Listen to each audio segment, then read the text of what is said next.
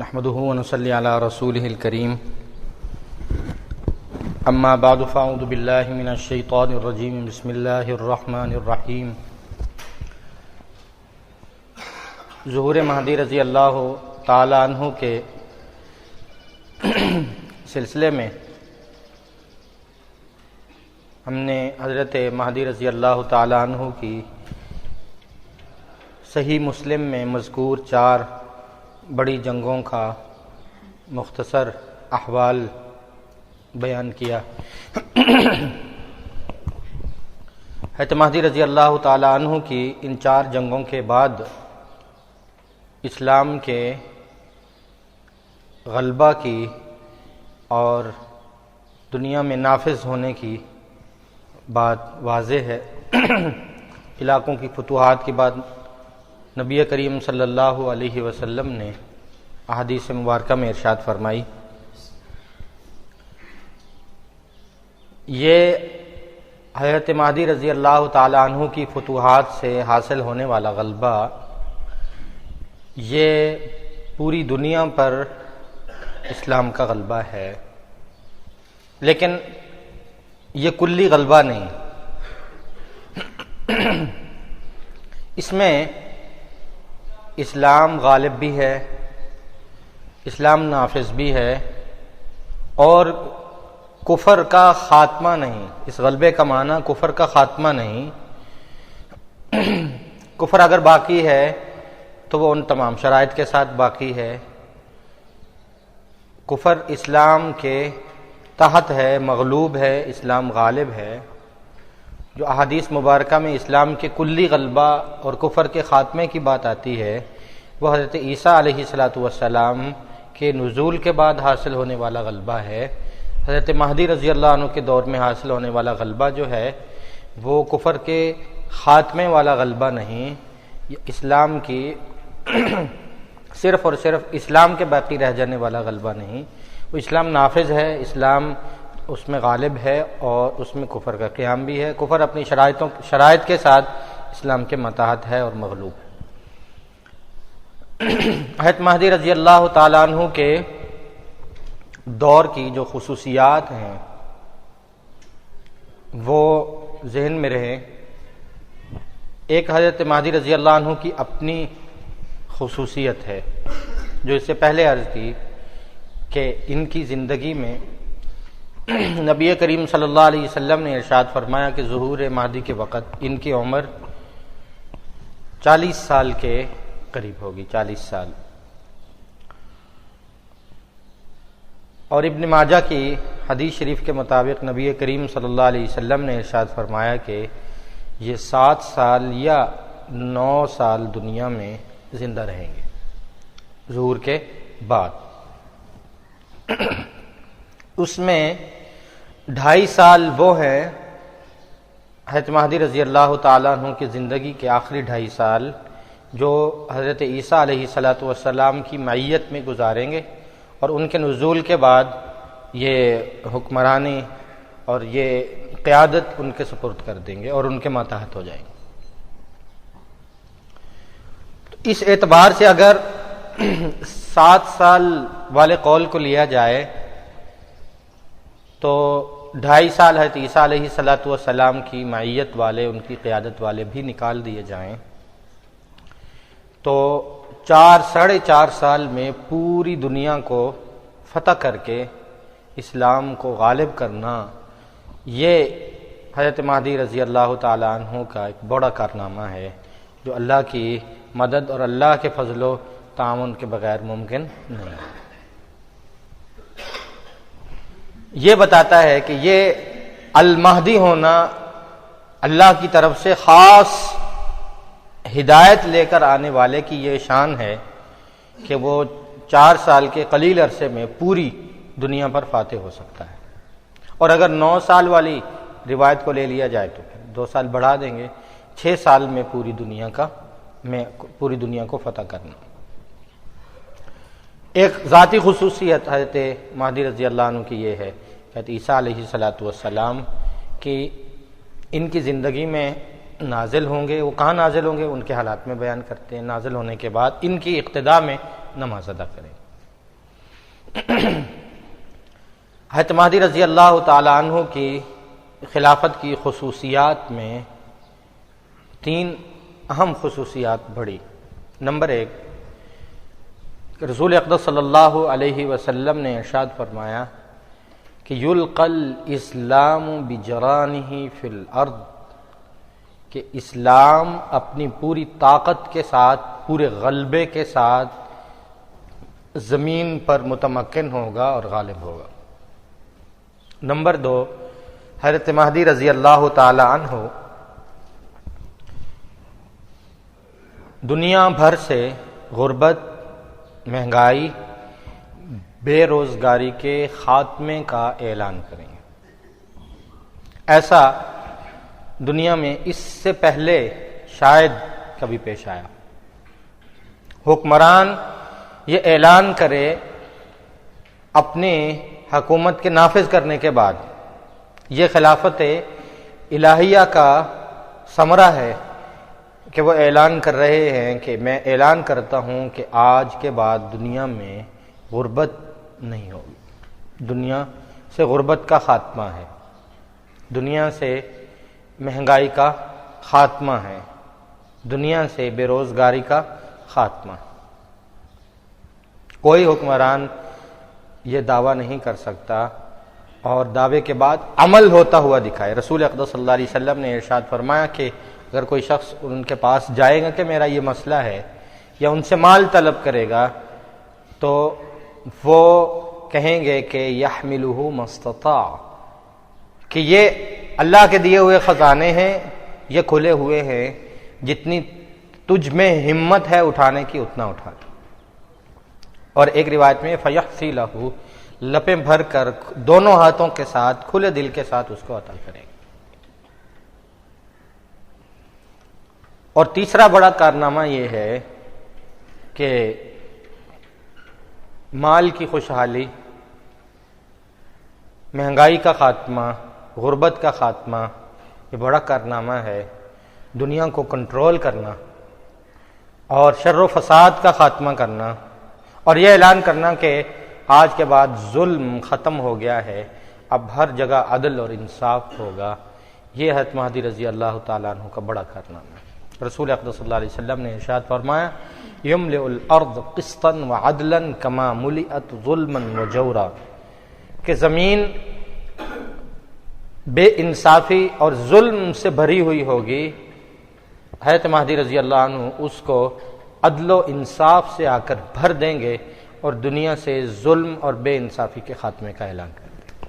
آج کے بعد کسی پر کوئی ظلم اور بے انصافی نہیں ہوگی۔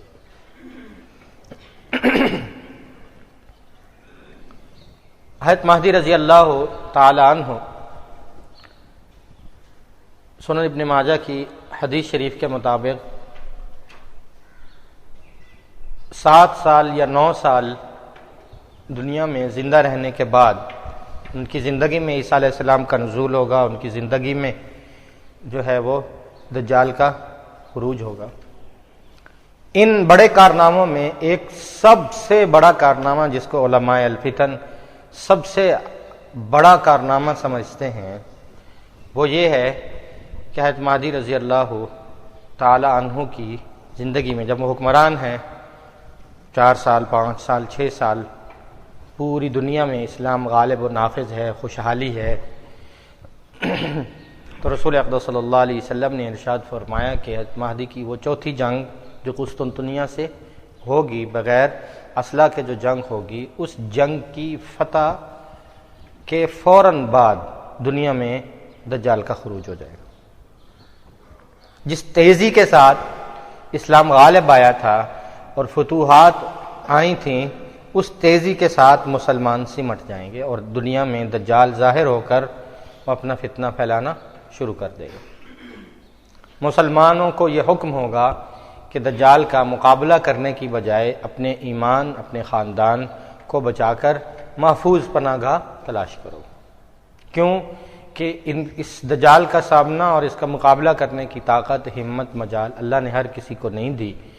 رسول اقدس صلی اللہ علیہ وسلم نے ارشاد فرمایا کہ تم میں سے کوئی من سمع بالدجال فلینأ منہ، جو دجال کے بارے میں سنے تو وہ یہ نہ کہے کہ میں ایمان والا ہوں، میں جاتا ہوں اس کا مقابلہ کرتا ہوں۔ بہت سے ایمان والے ایسے ہیں جو اس زوم میں اس کے پاس جائیں گے، اس وہم میں کہ ہم بڑے ایمان والے ہیں، فَيَتَّبِعُوهُ مِنَ الشُّبُهَاتِ، وہ اپنی کاریگری سے شبہات میں اتنا ڈال دے گا کہ اپنا ایمان اس کے ہاتھ بیچ کے آ جائے، ایمان سے ہاتھ دھو بیٹھیں گے۔ تو ایمان والوں کو یہ حکم ہوگا کہ اس کے مقابلہ کرنے کی بجائے محفوظ پناہ گاہ تلاش کیجیے، اور اس کے قتل کے لیے، اس کے مقابلے کے لیے اللہ تبارک و تعالیٰ نے حضرت عیسیٰ علیہ السلام کا انتخاب کیا ہے، کوئی اور اس کا سامنا نہ کرے۔ تو ایسے زمانہ میں جب دجال کا فتنہ پوری دنیا میں پھیل رہا ہوگا اور ایمان بچانا مشکل ہو جائے گا، اور وہ اپنے دجال جو ہے وہ مومنوں پر زمین کو تنگ کر دے گا، جہاں جہاں فتوحات ہوئی ہیں مسلمان اپنے ایمان کو بچانے کے لیے سمٹ آئیں گے۔ رسول اقدس صلی اللہ علیہ وسلم نے ارشاد فرمایا، اس زمانے میں ایمان والا وہی ہوگا جو ہجرت کر کے مکہ اور مدینہ کی سرزمین میں آ جائے، یا ہجرت کرے شام کی طرف۔ جو مکہ اور مدینہ میں ہے وہ دجال کے شر سے محفوظ ہے، جو شام میں ہے وہ دجال کے شر سے بچ جائے گا، کیونکہ وہ مسلمانوں کا معقل ہیڈ کوارٹر ہے۔ تو حضرت مہدی رضی اللہ عنہ شام کے علاقہ الغوطہ، شام کا علاقہ الغوطہ ہے۔ ابو داؤد شریف میں نبی کریم صلی اللہ علیہ وسلم نے ارشاد فرمایا کہ اس بستی میں اس کے قریب مسلمانوں کو لے کر ایک محفوظ پناہ گاہ بنا کر مسلمانوں کو وہاں ایک جگہ جمع کریں گے۔ یہ حضرت مہدی رضی اللہ عنہ کا بڑا کارنامہ ہے کہ ایمان والوں کو ایمان بچانے کے لیے ایک جگہ مہیا کی ہے، اور ان کی حوصلہ افزائی اور تسلی کے لیے خود وہاں موجود ہیں۔ حضرت مہدی رضی اللہ عنہ کو یہ حکم نہیں ہوگا کہ آپ آگے بڑھ کر دجال کا سامنا کریں یا مقابلہ، ان کو یہ حکم ہوگا کہ آپ ایمان والوں کو ایک جگہ جمع کریں، ان کے ایمان کی فکر کریں، اور ان کو ایک جگہ محفوظ رکھیں یہاں تک کہ اللہ تبارک و تعالیٰ کی طرف سے حکم ہو اور عیسیٰ علیہ السلام نزول فرمائے۔ دجال چونکہ قحط لے کر آئے گا، ایمان والوں پہ قحط مسلط کر دے گا، ان کو کھانے کے لیے کچھ نہیں ملے گا۔ جو اس پر ایمان لائے گا اس کو جو ہے ساری آسانیاں میسر ہوں گی، جو دجال کا انکار کرے گا اس کے لیے زندہ رہنا مشکل ہو جائے گا۔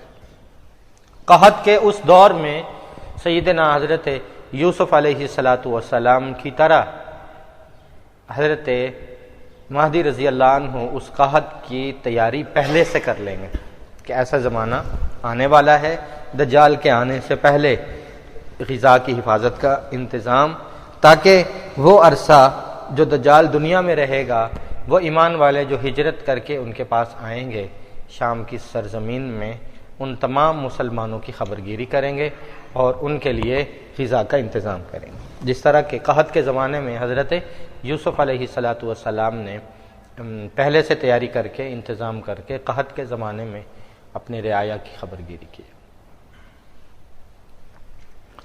تو مسلمانوں کو ایک جگہ محفوظ رکھنا، ان کو تسلی دینا، ان کی جمعیت کو برقرار رکھنا، ان کی غذا کا انتظام کرنا، ان کے ایمان کی فکر کرنا، اور ان کو محفوظ سیدنا عیسیٰ علیہ السلام تک پہنچانا، یہ حضرت مہدی رضی اللہ عنہ کے کارناموں میں سے میں سمجھتا ہوں بڑا کارنامہ۔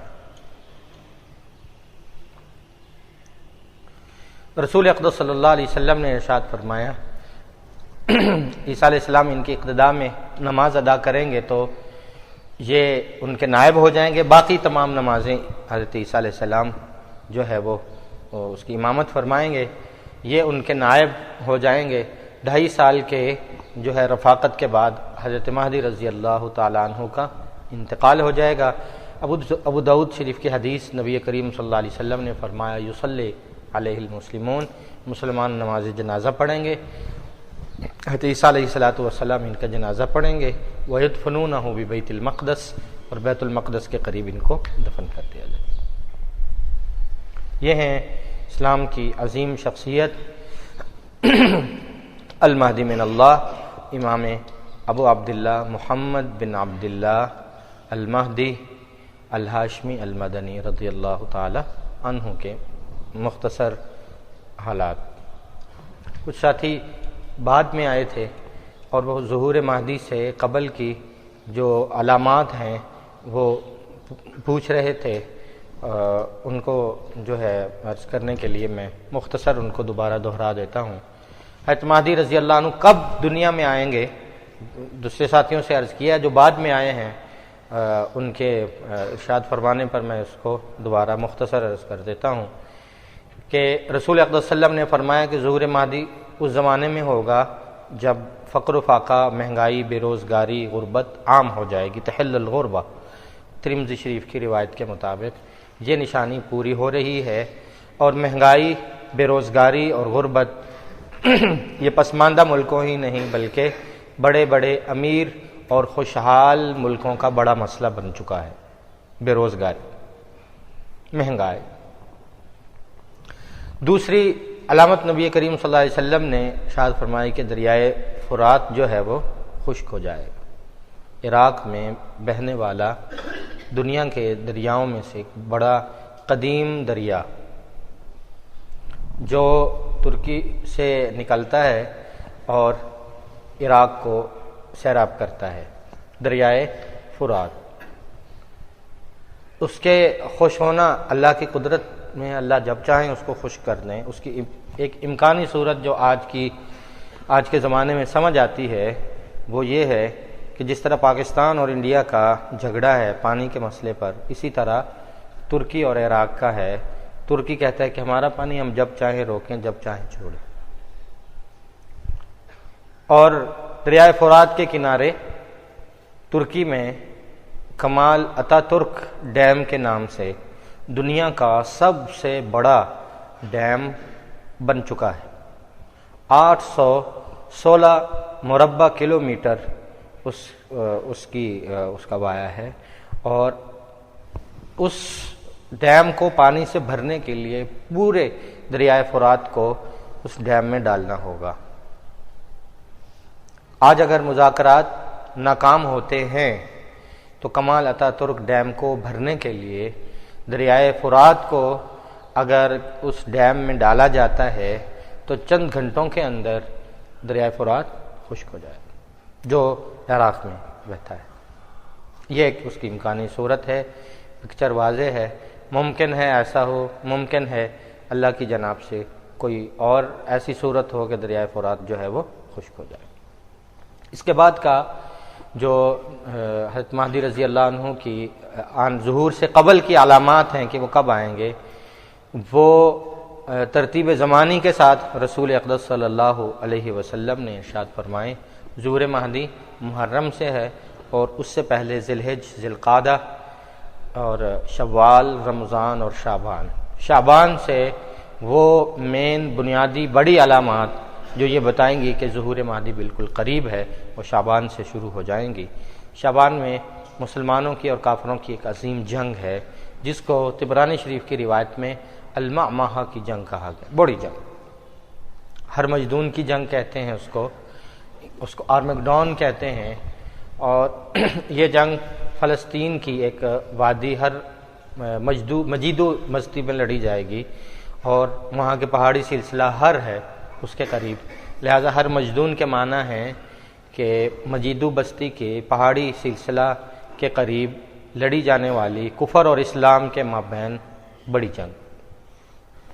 اس میں اللہ تبارک و تعالی مسلمانوں کو فتح عطا فرمائیں گے۔ شعبان کے بعد رمضان میں بہت ساری علامات کا پورا ہونا ہے جو یہ بتائیں گی کہ ظہور مہدی قریب ہے۔ ان میں یکم رمضان المبارک کو چاند کا گرہن ہونا ہے۔ یکم کو چاند گرہن نہیں ہوتا، درمیانی تاریخوں میں ہوتا ہے، اور پہلی کا چاند کتنا ہی ہوتا ہے کہ اس کو گرہن لگ جائے اور وہ گرہن نظر آئے، ناممکن سی بات۔ لیکن علماء امت یہ کہتے ہیں کہ یہ چاند گرہن فلکیات کے اصولوں سے ہٹ کر ہوگا۔ فلکیات کے اصولوں سے ہٹ کر چاند گرہن ہونا ہی اس بات کی دلیل اور نشانی ہے کہ یہ چاند گرہن عام چاند گرہن نہیں بلکہ کسی خاص واقعے کی نشانی اور علامت بننے کے لیے ہے۔ اور بعض روایات میں رمضان المبارک میں 2 دفعہ چاند کا گرہن، 15 کو چاند کی 15 تاریخ کو سورج کا گرہن ہونا ہے۔ سورج کبھی بھی چاند کی 15 تاریخ کو یا درمیانی عرصے میں گرہن نہیں ہوتا، آخری تاریخ میں ہوتا ہے۔ یہ بھی اصول سے ہٹ کر ہونا اس بات کی نشانی ہوگا کہ یہ جو ہے عام سورج گرہن نہیں، کسی خاص واقعے کی بڑی نشانی۔ اور 15 رمضان المبارک کو رسول اقدس صلی اللہ علیہ وسلم نے ارشاد فرمایا، رات کو ایک تیز آواز ظاہر ہوگی جو کانوں کے پردوں کو پھاڑتی ہوئی دل کو بند کر دے گی۔ اس آواز کی وجہ سے 70,000 لوگ جو ہیں وہ مر جائیں گے۔ کسی علاقے میں یہ آواز زیادہ سنائی جائے گی، کسی میں کم۔ آواز کے اس عذابناک صورت کی وجہ سے 70,000 لوگ جو ہیں وہ مر جائیں گے۔ یہ اس بات کی نشانی ہوگی کہ ظہور مہدی قریب۔ رمضان کے بعد شوال میں حج کے قافلے حج کے لیے جاتے ہیں۔ رسول اقدس صلی اللہ علیہ وسلم نے فرمایا کہ اس عرصے میں عرب کا حکمران انتقال کر جائے گا، اور عرب میں 3 شہزادے، اس کے 3 بیٹے بادشاہت کے حصول کے لیے آپس میں جھگڑ پڑیں گے، اور حج تک کوئی فیصلہ نہیں ہوگا، جنگ ان کی آپس میں جاری رہے گی، اور وہ حج جو ہے وہ بغیر بادشاہ کے، بغیر حکمران کے ہوگا۔ حج کے لیے جو قافلے جاتے ہیں، امن نہ ہونے کی وجہ سے، جنگی صورتحال ہونے کی وجہ سے قبائل ان کو لوٹ لیں گے، لوٹ مار ہوگی۔ اور ذی قعدہ میں وہ حاجی، وہ مسلمان جو حج کے لیے جمع ہوں گے، وہ آپس میں بادشاہوں کے طے کرنے میں جھگڑ پڑیں گے۔ بات کہیں گے کہ اس کو حکمران ہونا چاہیے، دوسرا گروہ کہے گا نہیں فلاں کو حکمران ہونا چاہیے۔ وہ پارٹی ورکرز کی طرح آپس میں جھگڑ پڑیں گے اور خون خرابہ ہوگا، فساد ہوگا۔ رسول اقدس صلی اللہ علیہ وسلم نے ارشاد فرمایا، ذی القعدہ میں مینا میں اپنے جو ہے امت کا خون دیکھ رہا۔ اور ذی الحجہ میں جو حج ہے، یہ انتہائی جو ہے ناگفتہ بھی حالت میں، انتہائی جنگی صورتحال میں، فتنہ اور فساد میں، قتل عام کی صورت میں یہ حج ہو رہا ہے۔ اور رسول اقدس صلی اللہ علیہ وسلم نے فرمایا کہ انتہائی بے امنی کے عالم میں یہ حج ہوگا، اور اوپر کوئی امیر، کوئی بادشاہ نہیں ہوگا، لوگوں کی تعداد کم ہوگی، اور جیسا کیسا یہ حج بہرحال جو ہے وہ ادا ہو جائے۔ رسول اقدس صلی اللہ علیہ وسلم نے ارشاد فرمایا کہ محرم میری امت کے لیے رحمت بن کے آئے گا، اور محرم کی 9 یا 10 تاریخ کو حضرت مہدی رضی اللہ تعالی عنہ جو ہے حجر اسود اور مقام ابراہیم کے درمیان میں مہدی ہونے کا اعلان کر دیں گے، تو امت کی یہ بکھری ہوئی جو صورتحال ہے یہ مجتمع ہو جائے گی۔ تو موٹی ویسے 60 سے زائد نشانیاں، علامات جو ہیں ظہور مہدی کی، وہ حدیث میں آئی ہیں۔ یہ وہ جو مستند ہیں، سیاستہ میں ہیں، یا جن کی حدیث اور جن کی سند میں کلام نہیں، وہ آپ کے سامنے عرض کر دی ہیں۔ فقر و فاقہ، مہنگائی، بے روزگاری کا عام ہونا، اور دریائے فرات کا خشک ہونا، اور یہ ایک چین جو شعبان، رمضان، شوال، ذی قعدہ اور ذی الحجہ سے ہوتی ہوئی محرم میں حضرت مہدی رضی اللہ تعالیٰ عنہ کا ظہور ہو جائے گا۔ یہ موٹی موٹی نشانی۔ اس کے بعد ہے خروج دجال۔ یہ بڑا اہم اور بڑا جو ہے اس لحاظ سے بڑا موضوع ہے کہ یہ دنیا کے فتنوں میں سے ایک بڑا فتنہ ہے، اور اس بارے میں غیر مستند باتیں زیادہ مشہور ہیں۔ رسول اقدس صلی اللہ علیہ وسلم کی احادیث مبارکہ کے حوالے سے مستند باتیں جو ہیں وہ عوام کو چونکہ پتہ نہیں ہے، لہٰذا ان پر ہم ذرا فوکس کر کے مستند باتیں انشاءاللہ اختصار کے ساتھ بیان کریں۔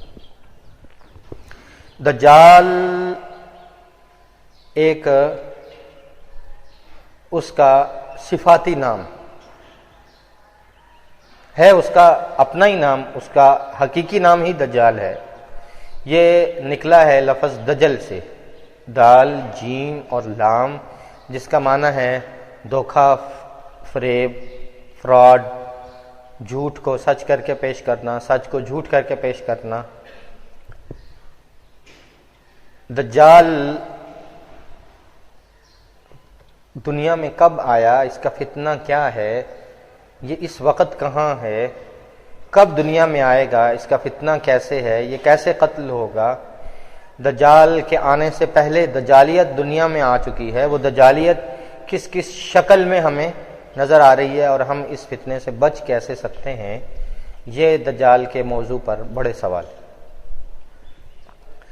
پہلی بات کہ دجال کس زمانے میں آیا دنیا میں، تو عزیزان محترم، دجال دنیا میں اس وقت بھی موجود ہے، اور یہ آج کا موجود نہیں، یہ نبی کریم صلی اللہ علیہ وسلم کے زمانے میں بھی موجود ہے، اور اس سے پہلے بھی۔ دو روایتیں ملتی ہیں تاریخ اسلامی میں۔ ایک روایت حدیث میں ہے، نبی کریم صلی اللہ علیہ وسلم نے ارشاد فرمایا کہ ما من نبی الا انذر قومہ بالدجال وقد انذر نوح قومہ بالدجال۔ سب سے پہلے دجال کے ہونے کا تذکرہ کہ دنیا میں آ چکا ہے، یہ نوح علیہ السلام نے اپنی قوم کو بتایا تھا۔ تو اس سے یہ ثابت ہوتا ہے کہ اس کی پیدائش نوح علیہ السلام کے زمانے میں کہیں ہوئی، اور رسول اقدس صلی اللہ علیہ وسلم کی حدیث ہے کہ اس کے ماں باپ کافر، 30 سال تک ان کے ہاں اولاد نہیں ہوئی، 30 سال کے بعد یہ پیدا ہوا۔ باقی اس کا تفصیلی حلیہ جو ہے وہ آگے انشاءاللہ بیان کرتے ہیں۔ تو ایک روایت کے مطابق اس کا زمانہ نوح علیہ السلام کے زمانے کے قریب کا ہے، جب یہ دنیا میں آیا۔ دوسری روایت ملتی ہے کہ یہ سلیمان علیہ السلام کے زمانے میں داؤد علیہ السلام کی حکومت و نبوت و بادشاہت کے آخر میں کہیں یہ پیدا ہوا۔ اس روایت کی سند قوی ہے اور اس کی اور مؤیدات بھی موجود ہیں، لہذا علماء الفتن حدیث پر جو محنت کرنے والے علماء ہیں ان کے ہاں یہ دوسرا قول پہلے قول سے قوی ہے۔ اس کے اور دلائل جو ہے وہ بہت سارے ہیں۔ بہرحال اور کچھ نہیں تو کم از کم یہ سمجھ لینا ضروری ہے کہ یہ سلیمان علیہ السلام کے زمانہ میں بالیقین موجود تھا، اور سلیمان علیہ السلام نے جس طرح اور جنات کو قید کیا، ان کے قیدیوں میں دجال بھی ایک قیدی تھا، اور یہ گھوم پھر کر لوگوں کو شرارتیں کرتا، لوگوں کو ڈراتا، تو اس کا لقب المسیح حضرت سلیمان علیہ السلام نے رکھا۔ اس کی جنس کیا ہے، یہ انسان ہے، مردوں میں سے ہے، جنات میں سے ہے، کس میں سے ہے؟ تو رسول اللہ صلی اللہ علیہ وسلم کی مبارک احادیث میں یہ بات ثبوت تک پہنچتی ہے کہ اس کی جنس تو انسانوں والی ہے۔ اگر اس کے ماں باپ ہیں اور اس نے ماں کے پیٹ سے جنم لیا ہے تو وہ انسان ہے، بشر ہے، کوئی جن نہیں، لیکن اس کے جو عادات ہیں، اس کو جو طاقتیں ہیں، اس کو جو تصرفات اللہ نے دیے ہیں وہ جنات سے زیادہ ہیں۔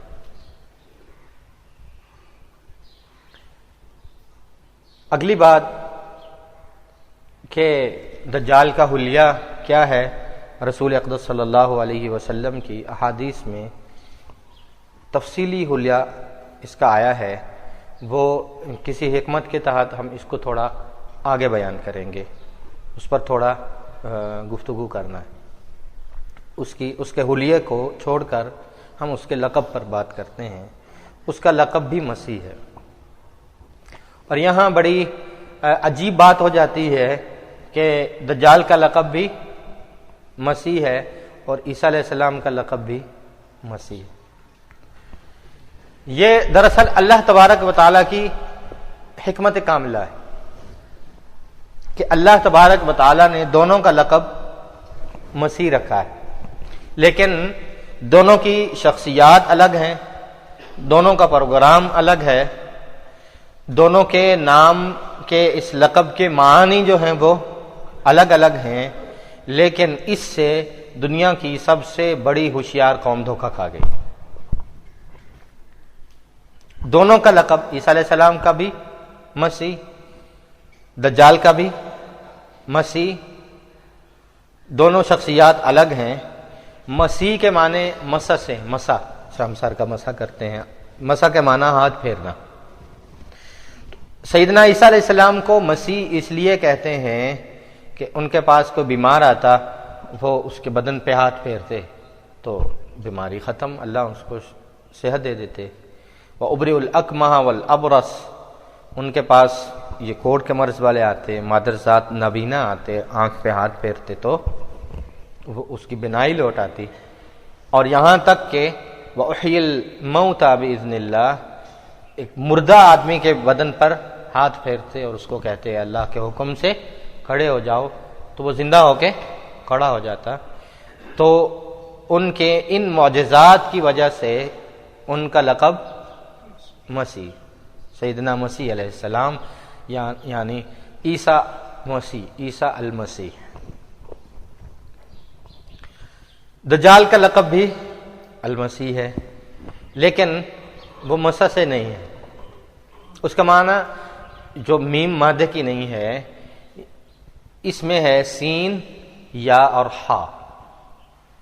جو عیسیٰ علیہ السلام کا نام ہے اس میں مین لفظ تین ہے، میم، سین اور ہا، مسا، ہاتھ پھیرنے، ہاتھ پھیر کر شفا دینے والا۔ اور دجال کے لقب میں مین لفظ میم نہیں ہے، سین، یا اور ہا۔ یہ ہے سیاحت سے گھوم پھر کر اپنی تیزی کے ذریعے فتنہ پھیلانے والا، سیاحت سے دنیا جہان میں پھرنے والا، پوری دنیا میں فتنہ پھیلانے والا، یہ اس کے لقب کے معنی۔ اب اللہ تبارک و تعالیٰ کی حکمت کہ دونوں کی وصف الگ الگ ہیں، وہ مسا کی وجہ سے المسیح بنے، یہ سیاحت کی وجہ سے المسیح کہلایا۔ ان دو لقبوں کے ایک ہونے کی وجہ سے دنیا کی ہوشیار ترین قوم، اپنے آپ کو ہوشیار سمجھنے والے، دھوکہ کھا گئے، یہود۔ وہ حضرت عیسیٰ علیہ السلام کو وہ دجال والا مسیح سمجھ بیٹھیں گے اور دجال کو مسیح عیسیٰ سمجھ بیٹھیں گے، جبکہ رسول اقدس صلی اللہ علیہ وسلم کی رحمت اور رسول اقدس صلی اللہ علیہ وسلم کی اپنی امت کے ساتھ شفقت کہ آپ صلی اللہ علیہ وسلم نے امت کو بتا دیا کہ یہ وہ مسیح الگ ہیں، یہ مسیح الگ ہیں۔ عیسیٰ علیہ السلام کو مسیح الہدا کہتے ہیں اور دجال کو مسیح الضلالہ کہتے ہیں، ضاد۔ وہ مسیح جو ہدایت کا پیغام لے کر آئے وہ عیسیٰ علیہ السلام ہیں، وہ مسیح جو ضلالت اور گمراہی لے کے آئے وہ دجال کا لقب، مسیح الہدا اور مسیح الضلالہ۔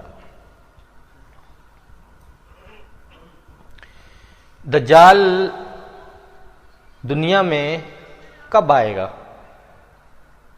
اگر ہے تو کہاں ہے؟ نبی کریم صلی اللہ علیہ وسلم کے زمانہ میں اور آپ کے زمانہ سے پہلے اگر ہے تو کسی کی تلاش میں کیوں نہیں، کسی کی دسترس میں کیوں نہیں، کسی سے اس کی ملاقات کیوں نہیں، وہ دنیا میں عیاں اور ظاہر کیوں نہیں؟ تو اس سلسلے میں عرض یہ ہے کہ اللہ تبارک و تعالیٰ نے دنیا میں چند چیزوں کو چھپا رکھا ہے، دنیا کی نگاہ یا دنیا کا تجربہ یا دنیا کی سائنس وہاں تک نہیں پہنچ سکتی۔ جیسے یاجوج موجوج ہیں، وہ انسانوں سے زیادہ تعداد میں کہاں ہیں، اللہ فرماتے ہیں کہ تم ان تک پہنچ نہیں سکتے۔ رہی یہ بات کہ وہ دنیا میں کہاں ہو سکتا ہے اور کسی سے ملاقات اس کی ہے یا نہیں، اور وہ دنیا میں کب آئے گا، اس کے آنے کی علامات کیا ہیں، تو یہ ایک تفصیلی حدیث، بڑی طویل حدیث صحیح مسلم میں پوری موجود ہے، کتاب الفتن کے اندر، اور صحیح مسلم میں موجود ہے، بڑی دلچسپ حدیث ہے۔ اس کا مختصر حال یہ ہے کہ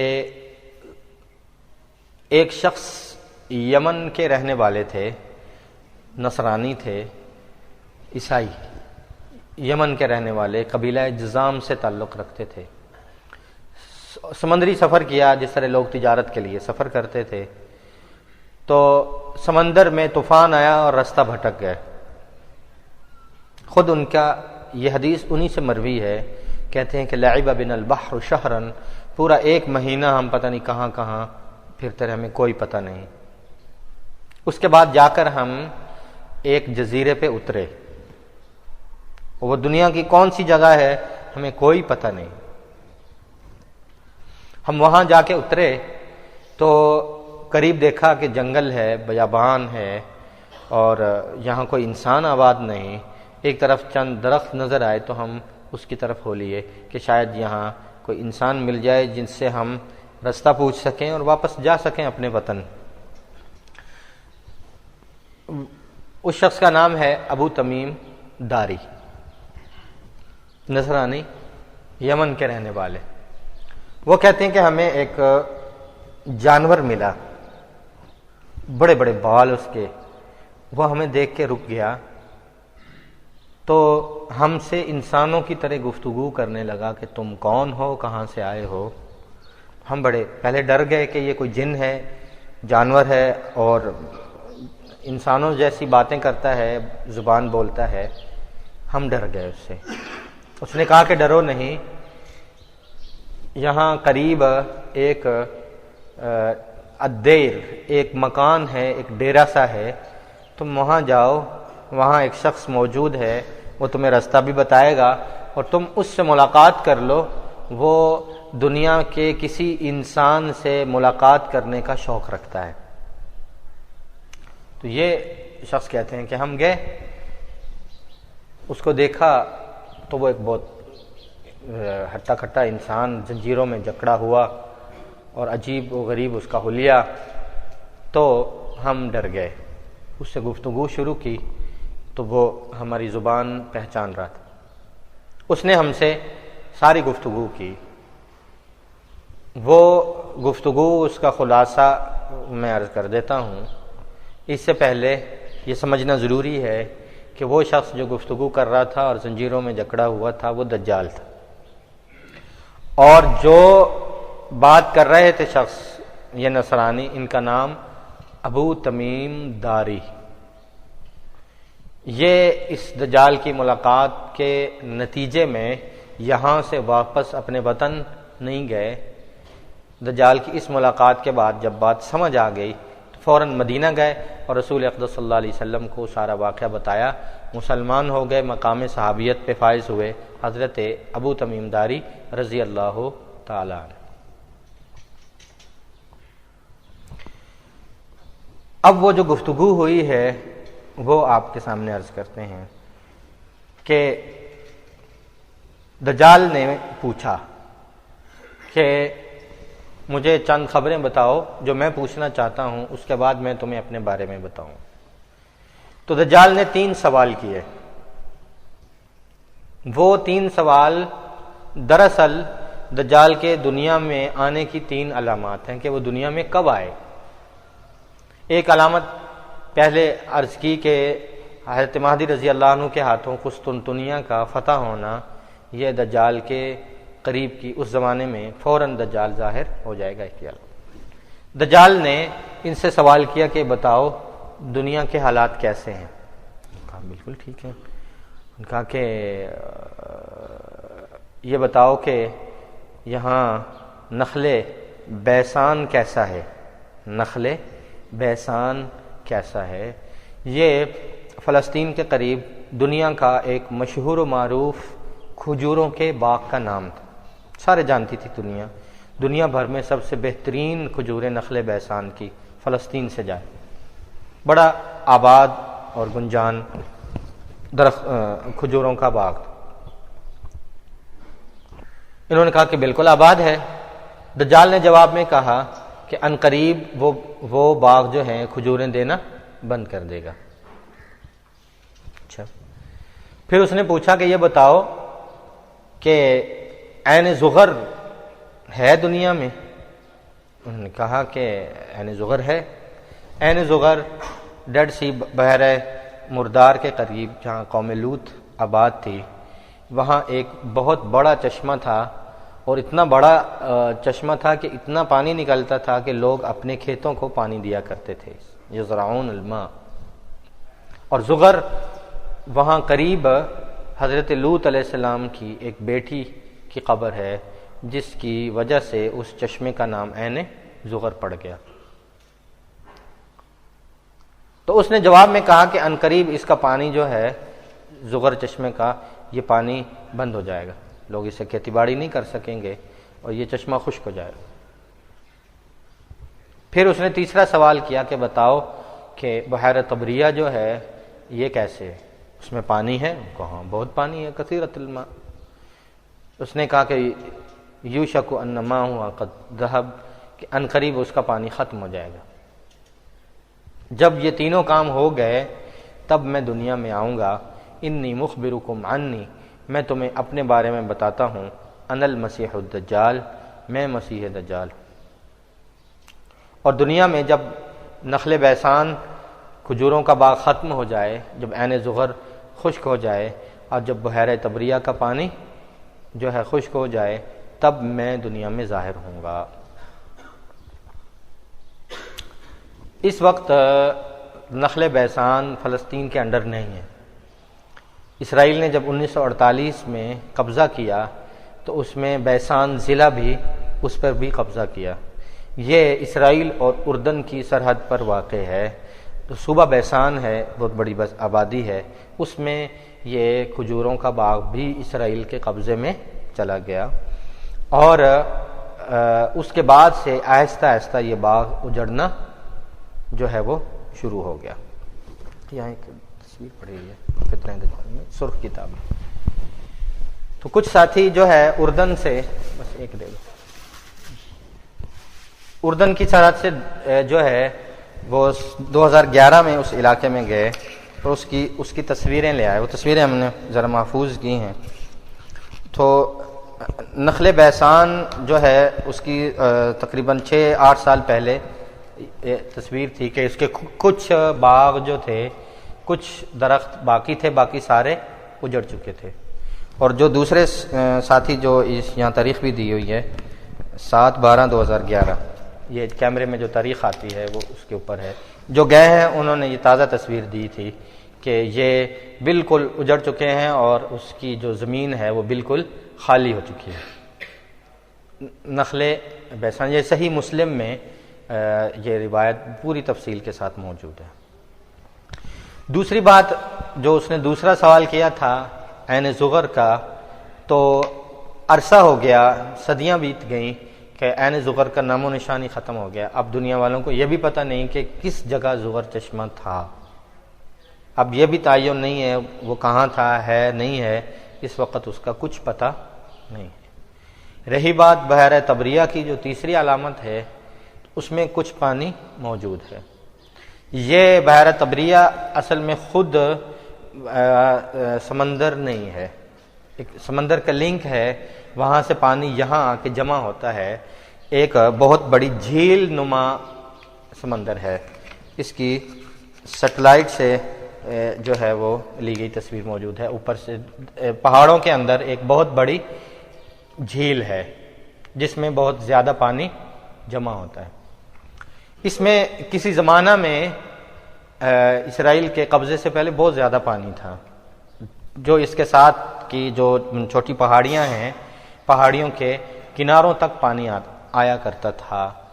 اب آج سے یعنی 1.5-2 سال پہلے جو ساتھی گئے ہیں وہ بتاتے ہیں، یہ تصویر بتاتی ہے کہ اس میں پانی 2 یا 2.5 فٹ سے زیادہ نہیں ہے۔ یہ پرانا کسی زمانے میں ان پہاڑیوں تک اس کا پانی تھا اور یہ بھرا ہوا بحیرہ طبریہ تھا، اور اب جو ہے اس کی تازہ تصویر جو ہے اس میں پانی جو ہے وہ بالکل خشک ہوتا ہوتا نیچے آتا آتا 2-2.5 فٹ سے زیادہ پانی اس میں نہیں ہے۔ حالانکہ یہ بتاتی ہے تصویر کہ تقریباً اور نہیں تو 10-12 فٹ تک اس میں پانی جو ہے یہ ہوا کرتا ہوگا۔ اب یہ 2.5 فٹ سے زیادہ اس میں پانی نہیں ہے۔ اس کا مکمل خشک ہو جانا، اس پانی کا ختم ہو جانا، یہ بڑی مین نشانی ہے دجال کے ظاہر ہونے کی، جو خود اس نے حضرت تمیم داری رضی اللہ عنہ کو اپنی ملاقات میں بتائی اور پوچھا کہ ان علاقوں کا کیا حال ہے۔ آخر میں اس نے کہا کہ میں مسیح دجال ہوں اور میں جو ہے تمہارے عرب میں کیا حال ہے؟ انہوں نے کہا کہ ہاں ہم نے سنا ہے عرب میں ایک شخص آیا ہے، وہ کہتا ہے میں اللہ کا رسول ہوں، اور انہوں نے کہا میں تو ایمان نہیں لایا، ہم تو یمن سے آ رہے ہیں۔ تو دجال نے کہا کہ اگر میں جب آؤں گا فتنہ پھیلاؤں گا، میری نصیحت سن لو، اگر تم ہدایت پانا چاہتے ہو تو اس نبی کی پیروی کر لو، اتباع کر لو۔ خیر الہم ان تطیعوہ، لوگوں کو جا کر میرا پیغام دے دو کہ میرے آنے سے پہلے پہلے تمہارے پاس وقت ہے، تمہاری بھلائی اسی میں ہے کہ تم اس نبی کی اطاعت کر لو، ورنہ جب میں دنیا میں آؤں گا تو ہر طرف جو ہے اسلام کو ختم کروں گا، اور اتنا بڑا فتنہ ہے کہ لوگ اس کا مقابلہ نہیں کر سکتے۔ یہ دجال کی اس ملاقات کا حال بھی ہے۔ یہ صحابی واپس آئے، سیدھا مدینہ میں رسول اقدس صلی اللہ علیہ وسلم کے ہاں ساری بات بتائی، اور یہ بھی بتایا کہ دجال کا کہنا یہ تھا کہ میں پوری دنیا میں جاؤں گا سوائے مکہ اور مدینہ کے اور شام کے اس علاقوں میں جہاں حضرت مہدی رضی اللہ عنہ مسلمانوں کے ساتھ، ممکن ہے وہاں بھی جاتا لیکن وہاں تک پہنچنے سے پہلے عیسیٰ علیہ السلام نازل ہو جائے، ممکن ہے وہاں تک بھی جاتا۔ آئینی طور پر جن 2 بستیوں میں وہ داخل ہو نہیں سکتا اللہ کی طرف سے، ان 2 بستیوں کے پاس آ کر واپس چلا جائے گا، وہ مکہ اور مدینہ کی بستیاں ہیں۔ یہ صحابی ہے تمیم داری رضی اللہ عنہ جب واپس آئے اور رسول اقدس صلی اللہ علیہ وسلم سے سارا واقعہ بیان کیا اور اسلام لے آئے، اور اسلام لانے کا سبب اور ذریعہ بھی یہ واقعہ بنا، تو رسول اقدس صلی اللہ علیہ وسلم نے لوگوں کو بلایا، مجمع عام میں خطاب ارشاد فرمایا اور سارا واقعہ بتایا کہ اس طرح ہوا، اور جو ہے لوگوں تمہارے لیے یہ وقت ہے کہ تم میری اتباع کر لو۔ اور انتہائی خوشی کے ساتھ رسول اقدس صلی اللہ علیہ وسلم نے اپنی چھڑی جو ہے اپنے ممبر پر ماری اور فرمایا ہذہ طیبہ، ہذہ طیبہ، ہذہ طیبہ، یہ میرا پاکیزہ شہر ہے، یہ میرا پاکیزہ شہر ہے، یہ میرا پاکیزہ شہر ہے، 3 دفعہ فرمایا، جس میں دجال اپنے فتنے کے ساتھ داخل نہیں ہو پائے۔ یہ دجال کے خروج کی علامتیں بھی ہیں۔ ایک قسطنطنیہ کا فتح ہو جانا علامت ہے، اور اس کے ساتھ ساتھ جو ہے یہ دجال کے خروج کی علامات میں سے یہ کہ وہ نخل بیسان، عین زغر اور بحیرہ طبریہ کا جو ہے وہ خشک ہو جانا۔ دجال کے آنے سے پہلے دنیا کے حالات کیا ہیں، اور دجال کس ضمن میں کن حالات کے تناظر میں آئے؟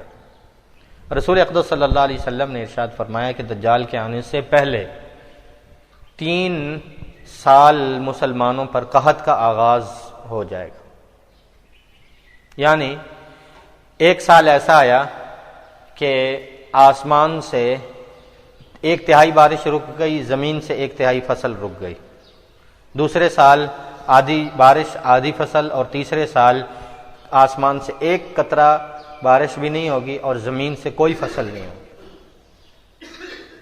لوگ قحط کی وجہ سے بھوکے مر رہے ہوں گے، تو اس ضمن میں ان حالات میں دجال جو ہے وہ دنیا میں ظاہر ہوگا۔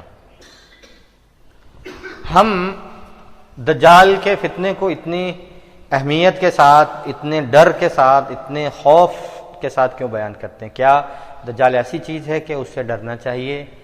دجال کے پاس کیا ہے جو قابل خوف ہے، جو اس کی شخصیت کو جو ہے وہ خوفناک بناتا ہے؟ تو عرض یہ ہے کہ نبی کریم صلی اللہ علیہ وسلم نے ارشاد فرمایا کہ وہ اللہ کی طرف سے بطور امتحان کے آئے گا۔ اس کے بعد چونکہ بہت سارے تصرفات ہیں اللہ تعالیٰ کی طرف سے اس کو بطور امتحان کے چیزیں دی گئی ہیں، لہٰذا اس کے ہاتھ سے مردے بھی زندہ ہوں گے، وہ زمینوں کو بنجر بھی کر دے گا، جو اس کو خدا مانے گا وہ ان کی زمینوں کو بنجر زمینوں کو آباد بھی کر دے گا، لیکن یہ دراصل امتحان ہوگا، یہ دراصل امتحان ہوگا۔ اور رسول اقدس صلی اللہ علیہ وسلم نے ارشاد فرمایا کہ اتنا بڑا فتنہ ہے، ما بین خلق آدم الی قیام الساعۃ امر اکبر من الدجال، آدم کی تخلیق سے لے کر جب سے آدم پیدا ہوئے قیامت کے قائم ہونے تک کوئی بڑا فتنہ دجال کے فتنے سے بڑا نہیں۔ یہ بخاری شریف اور صحیح مسلم کی حدیث ہے۔ پھر یہ کہ اس فتنے کا پھیلاؤ بہت ہے، دنیا بھر میں ان 2-3 بستیوں کے 2-3 شہروں کے علاوہ کوئی جگہ ایسی نہیں جہاں وہ جا کر فتنہ پھیلائے نہ، لوگوں کو گمراہ نہ کرے۔ رسول اقدس صلی اللہ علیہ وسلم اپنی ہر نماز کے بعد پابندی سے، سیدہ عائشہ رضی اللہ عنہا فرماتی ہیں کہ نبی کریم صلی اللہ علیہ وسلم نے زندگی میں کوئی نماز ایسی نہیں کہ حضور اسلام نے نماز پڑھی ہو اور دجال کے فتنے سے پناہ نہ مانگی۔ اللہم انی اعوذ بک من عذاب القبر واعوذ بک من عذاب جہنم واعوذ بک من فتنۃ المسیح الدجال واعوذ بک من فتنۃ المحیا والممات۔ یہ دعا نبی کریم صلی اللہ علیہ وسلم نے ہر نماز کے بعد مانگی ہے۔ ہر نبی نے دنیا میں کوئی نبی ایسا نہیں آیا، ما من نبی الا انذر قومہ بالدجال، کوئی نبی ایسا نہیں گزرا جس نے اپنی امت کو دجال سے ڈرایا نہ ہو کہ وہ ضرور دنیا میں آنے والا ہے۔ لیکن نبی کریم صلی اللہ علیہ وسلم نے تفصیل کے ساتھ دجال کی جو ہے اس کے فتنے کو بیان کیا۔ اب دجال کو جو خوفناک بناتی ہیں چیزیں، وہ دجال کو جو تصرفات اور دجال کو امتحاناً اللہ نے جو چیزیں دی ہیں وہ اس کو خوفناک بناتی ہیں۔ اختیار کلی ہے، زندہ کرنا، مارنا، فصلیں اگانا، بادلوں کو حکم دینا، جنات کو جو ہے اس کے تابع، شیاطین اس کے تابع۔ رسول اقدس صلی اللہ علیہ وسلم نے ارشاد فرمایا وہ تمہارے ایمان پر حملہ آور ہوگا اور خدائی کا دعوے دار ہوگا کہ تم مجھے خدا مانو۔ یہاں جو ہے 2 باتیں جو ہیں وہ یاد رکھیے۔ ایک ہے دجال کا حلیہ، جس میں نبی کریم صلی اللہ علیہ وسلم نے ارشاد فرمایا کہ وہ ایک آنکھ والا ہوگا اور ایک آنکھ عیبدار ہوگی۔ اب بتائیے کہ ایک آنکھ والا ہونا یہ عیب کی بات ہے یا خوبی کی بات ہے؟ ایک آنکھ والا ہونا چونکہ عیب کی بات ہے تو دجال کے حلیے سے ایک آنکھ کے عیب کو ختم کرنے کے لیے دنیا کفر نے بڑے پلان کیے،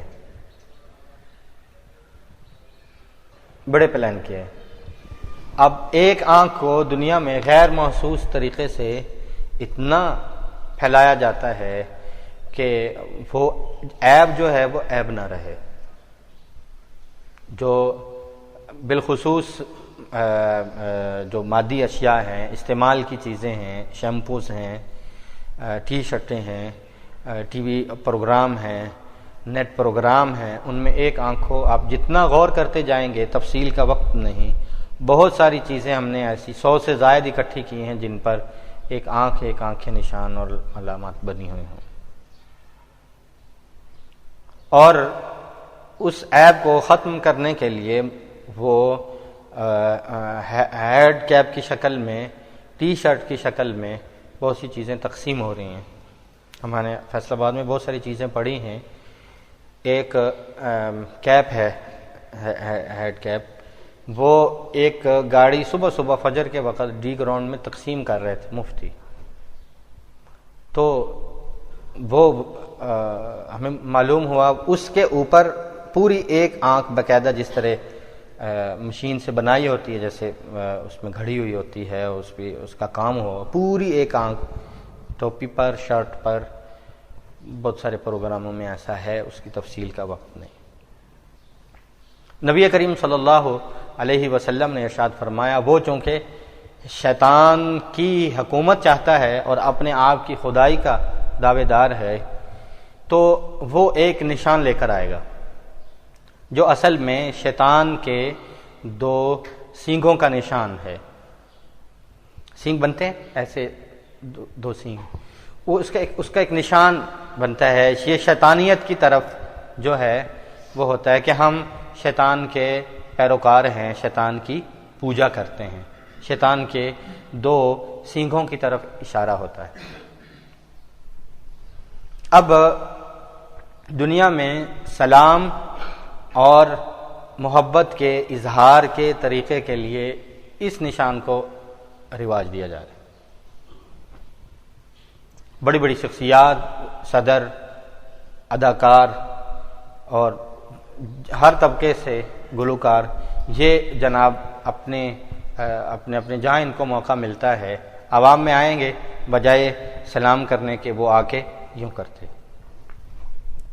اور اس کی تفصیل کا وقت نہیں، اس کو آنکھ کے نشان کو اور سینگ کے نشان کو یہ بطور عبادت کے کرتے ہیں۔